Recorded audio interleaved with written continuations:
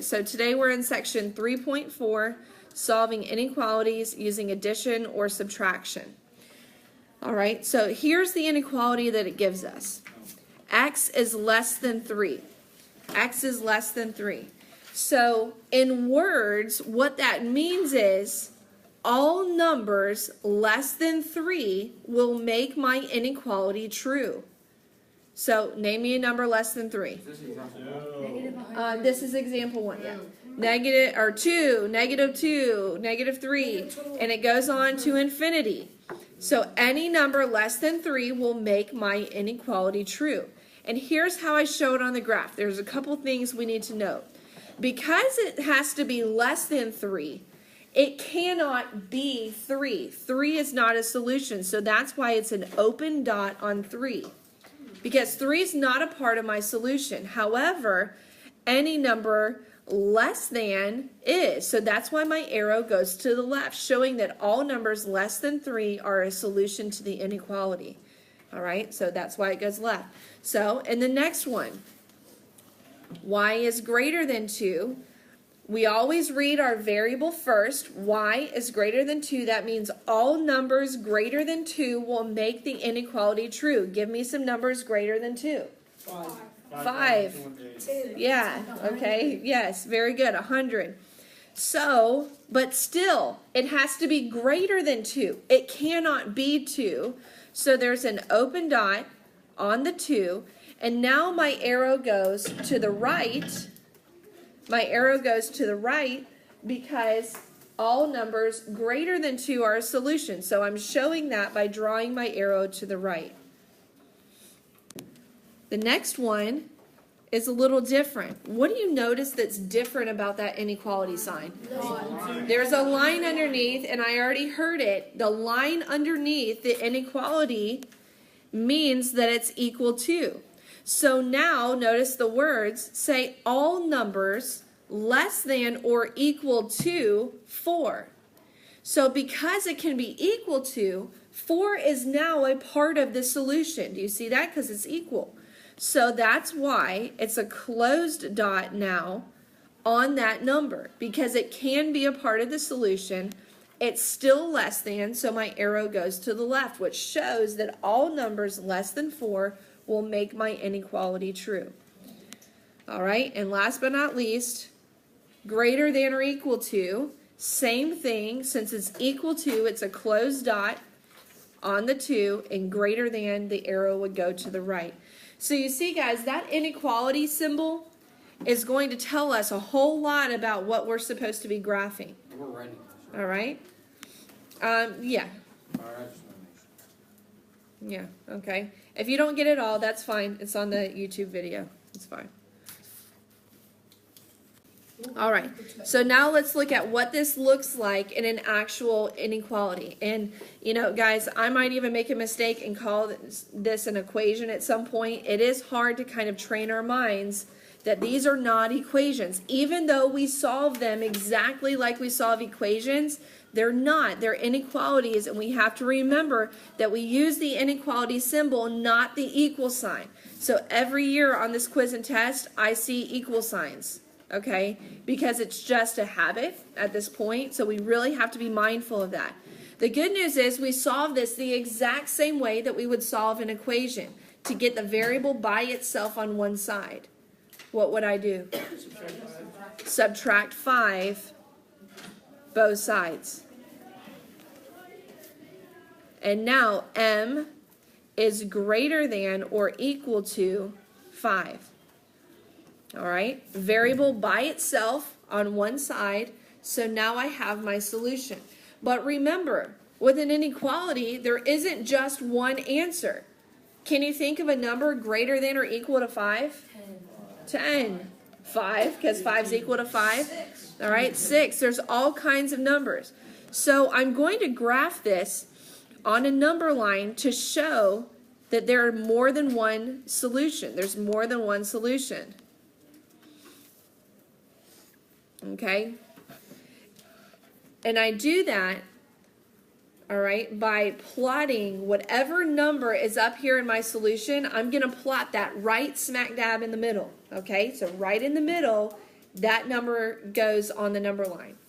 Now I need two numbers to the left and two numbers to the right. So here's where I need to picture how these numbers are going to fall on the number line. Okay, so 5, if I'm going left, so I'm decreasing the value, what number would be to the left of 5? 4. No, just 4. I'm going directly down to the next unit. 5, 4, then 3, 6, and 7. And we do that, guys, because we don't want to start at 0 for every single one. What if our solution's like 62? Okay, that would be horrible. So that's why our middle number basically sets our number line up, and then we just put the two numbers on either side. Does that make sense? All right, now here's where the inequality symbol really matters.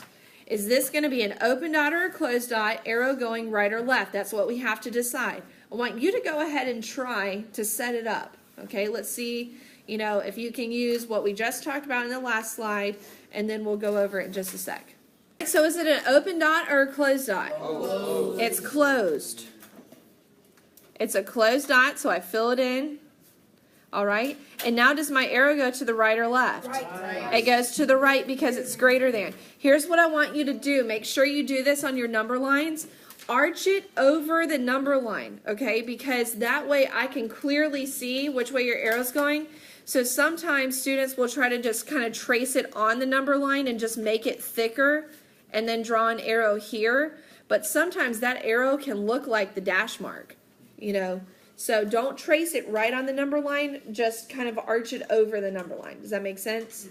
Okay. All right, so go ahead and solve for R on the next one. All right, don't graph it just yet. Go ahead and just solve for R. What do I do to both sides to solve for R?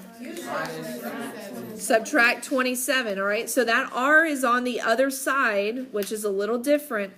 And with equations, we could just flip it around and put it before the equal sign. It was no big deal. We can't do that with inequalities because a lot of times when we try to start reversing the order like that, we mess up the inequality.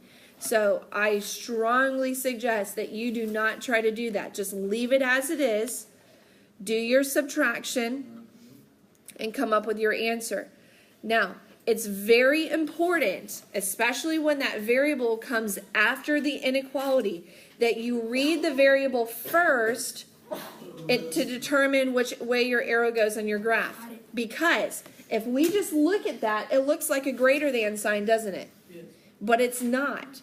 Because what it's saying is that all numbers have to be less than -10 to make the inequality true. Think about it. What's a number less than -10? -11, -12. If you plug in -12 there, is it true that -10 is greater than -12? Yes. Okay, so you could read it, yeah? -10 is greater. It's closer to 0.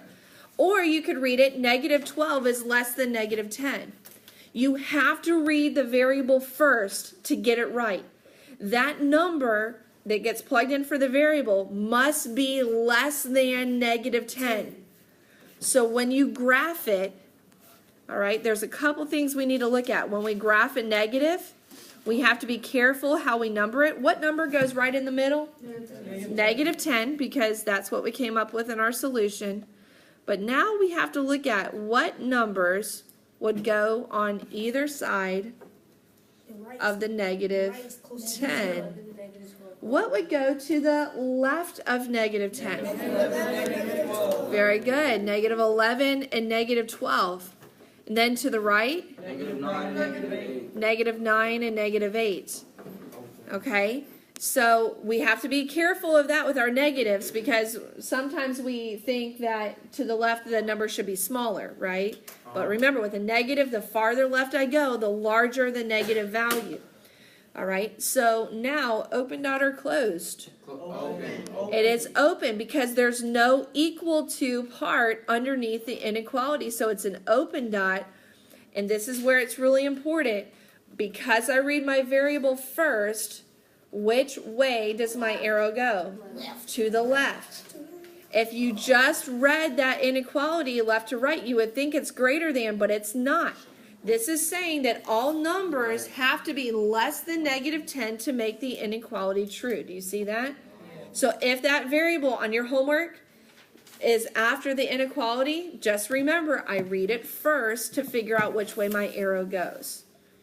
All right, you got it? Make sense?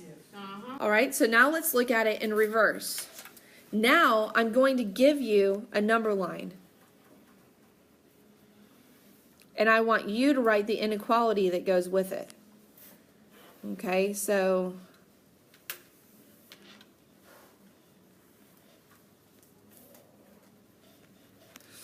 all right, go ahead and write this number line down.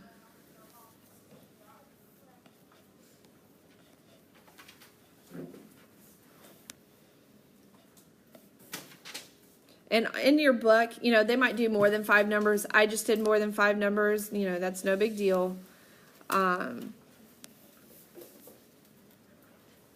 want you to try to write, just think about it for a minute, and I'll explain it in just a sec, but what inequality could go with this graph?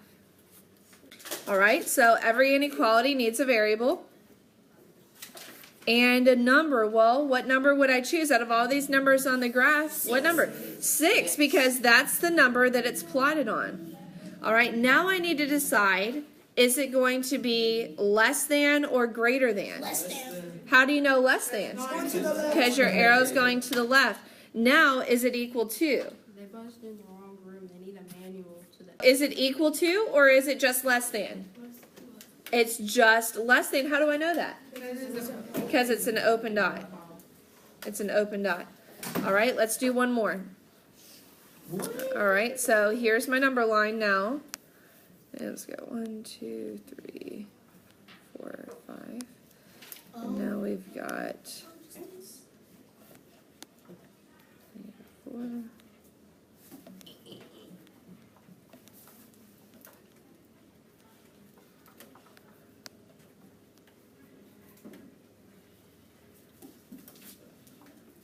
All right, go ahead and write the inequality that would go with this one.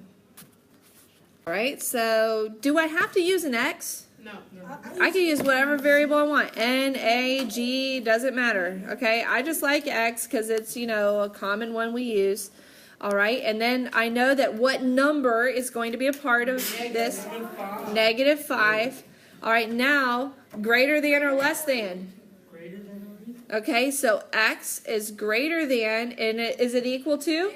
How do you know? Because it's a closed dot.